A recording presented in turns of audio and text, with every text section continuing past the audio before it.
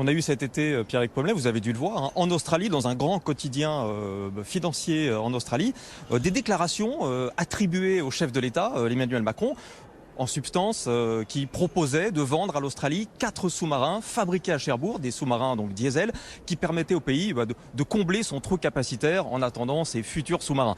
Qu'en est-il?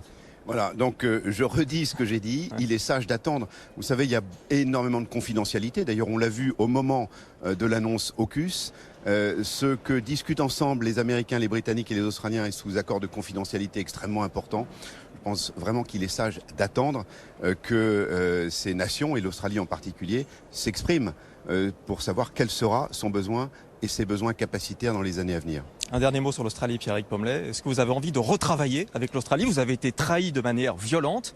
Alors certes, ce sont des politiques qui changent les uns après les autres. Est-ce que vous avez envie de retourner un jour en Australie?